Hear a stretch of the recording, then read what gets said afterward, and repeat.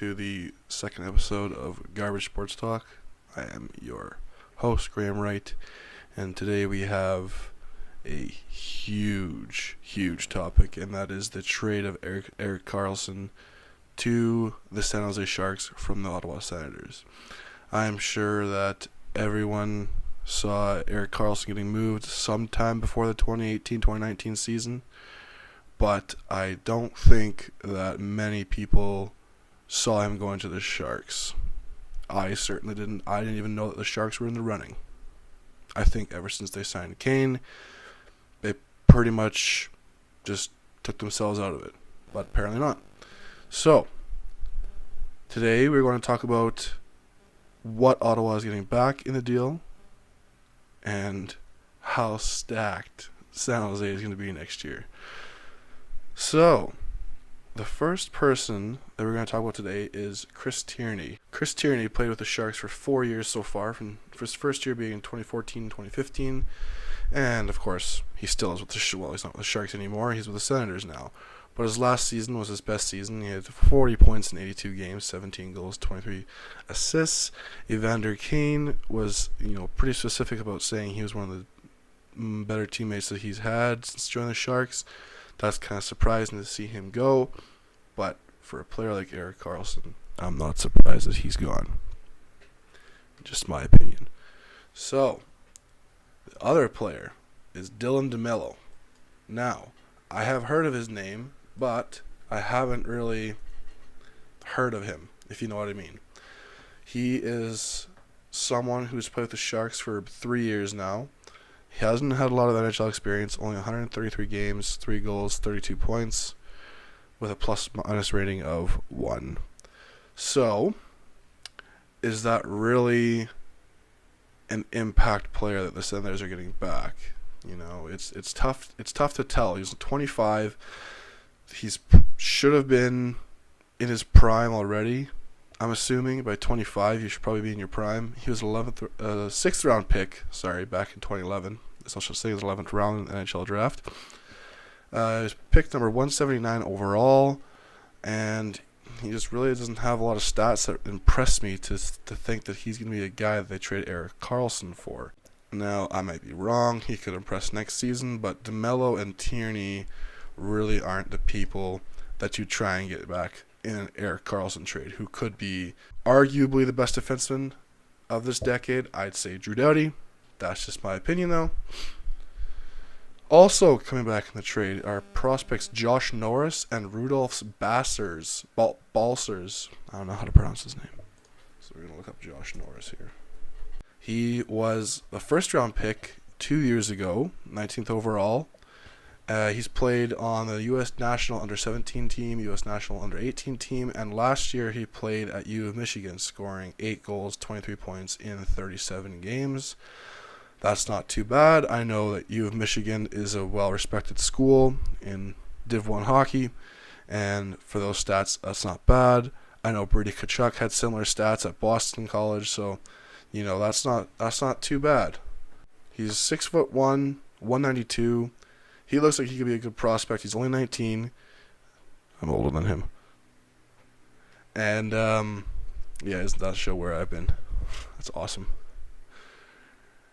So that's going to be a good piece back. Rudolph Balcers from Latvia. He played with the Stavanger Oilers in the Norway League for the first 2 years of his professional career. He played with Kamloops Blazers of the WHL in 2016-17. Scored 40 goals. That's solid. 77 points in 66 games. And last year he played with San Jose's AHL team. He had 23 goals and 48 points in 67 games.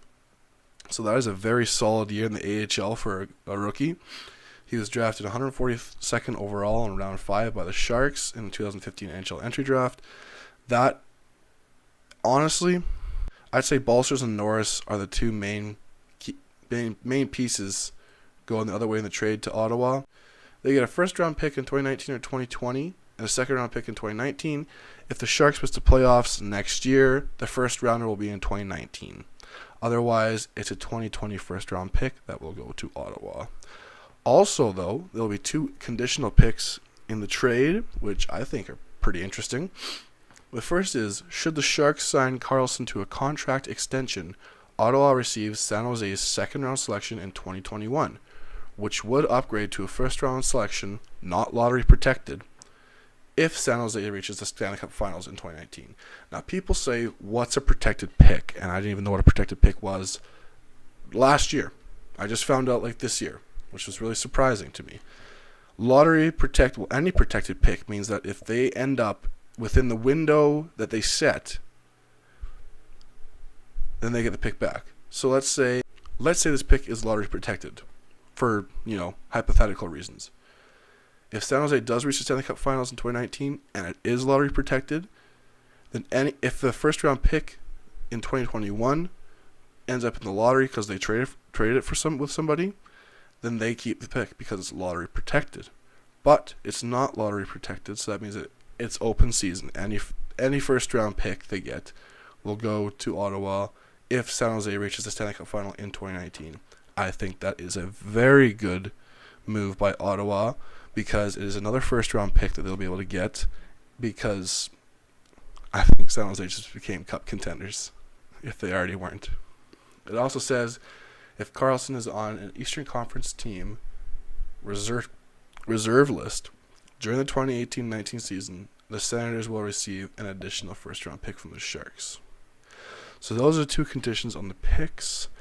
I think that San Jose head and shoulders won this trade because for a number of reasons. It's Erik Karlsson. You don't get players like that very often. Someone who is close to a point per game as a defenseman. He's coming off not so good of a year, but 62 points as an offensive defenseman? That's pretty good. I know Karlsson's career high is 82. I'm not sure which year that was, but I know his career high is 82 points. He played all 82 games that season, so he was point per game. But just think about this. San Jose's new power play. Burns, Karlsson, Kane, Couture, and Pavelski. I know my friend Ricky Nicholson is very excited to see this happen. I think that San Jose made a very, very good move with this to get Erik Karlsson. I think that they shoot up right past Toronto to be Cup contenders because, like I said before, Toronto needs a defenseman. They won't be able to go anywhere without a defenseman.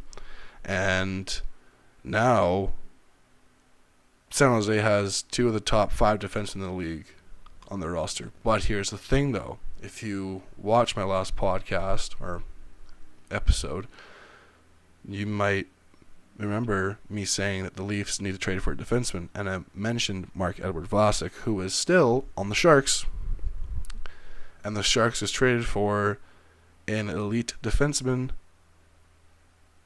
and they have, people to spend. Does this now signal that someone like Vlasic's on the move and someone like Toronto is going to pick him up, or some defenseman on the Sharks is on the move? DeMello, he was okay. This was his first full year in the NHL, playing 63 games, but I think that Vlasic or somebody is on the move sometime this offseason, and it's going to be soon. And if it's not in the offseason, it's definitely going to be before the trade deadline this year. So those are my thoughts on the trade. I think that San Jose won this not fair and square. They robbed Ottawa. But Ottawa is a franchise that's just absolutely tanking. They trade Hoffman. They trade Karlsson. They traded for Duchesne, who had a terrible year comparing what they gave up for him. And I can't see Ottawa being even close to contenders this year or even soon. They signed Stone to a very friendly contract for him, a 1 year, 5-point-something million. I think he's gone after this year. He's not staying around. When you sign a 1 year contract instead of going to arbitration, you're pretty much gone. they just really don't have much going for them. Craig Anderson had a good year 2 years ago, but that was 2 years ago, and it's hard to see him returning to any kind of form that he was back then. I know his wife's cancer diagnosis really helped push his play, but I don't see him returning to the form he was. He's 39 years old, and he's, in my opinion, too old to be a starting goalie, unless you're some freak kind of athlete, which he might be, but just not in the NHL anymore. I absolutely love Craig Anderson as a person. There is no better person that I could think of that could try and lead Ottawa back into contention. It's just, are his skill sets, are their skill sets there for them to make another run at the playoffs? I'm not sure. That's for him to show us and for me to find out. And I'd love nothing more than to see Ottawa make the playoffs this year after everyone has given them no chance. Like, no chance at all. And it would be really cool to see them just kind of like turn around and go, hey, thanks for giving us no chance, but look, we're in the dance now. That'd be awesome to see. I can't wait to see what San Jose does next year, because that's going to be a hell of a team to watch next year. And it's going to be exciting. They're going to be, my opinion, number one seed in the West. I think that they got a clear-cut path to the Cup Finals with Kane finding his new home in San Jose. He loves it there. He's matured enough.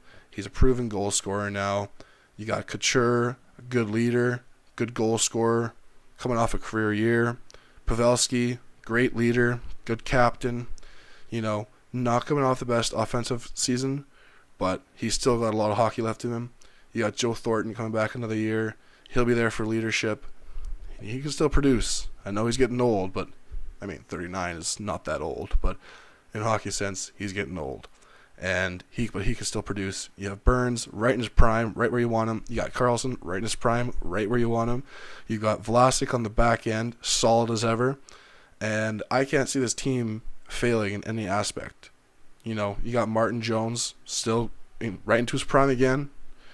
They're coming in a good time where all their players are in their prime. All their key players are in their prime. So they're going to be fun to watch. I think they're going to make the Cup Finals. So let's see how the season's going to go. I'm excited to watch it. I'm excited to see all the new players and the new teams. Thank you for joining me on this episode of Garbage Sports Talk, and we'll see you in the next episode.